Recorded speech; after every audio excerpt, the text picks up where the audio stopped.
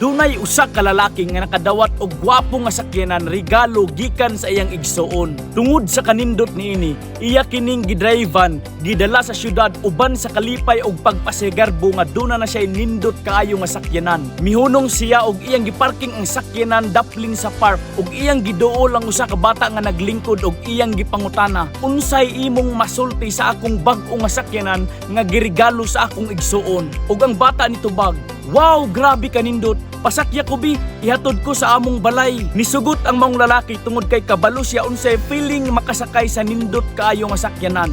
Pag-abot sa balay, niingon ang bata sa lalaki, "Ulat sa kadali bi, kay akong patan-awon ang akong manghod."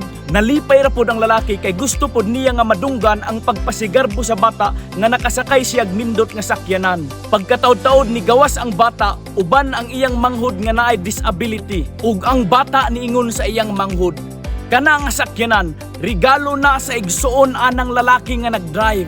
Gusto ko may sama sa iyang igsuon sa iyang pagpakita og gugma.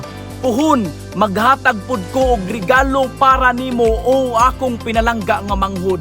Narealize sa lalaki nga ang bata wala na impress sa kanindot sa sakyanan. Na-impress siya sa gugma nga gipakita sa iyang igsuon nga naghatag. Higalag igsuon, samtang ang tinuod nindot mo dawat og regalo. Pero ayaw kalimti nga alang sa Ginoo, mas bulahan ang maghatag kaysa magadawat.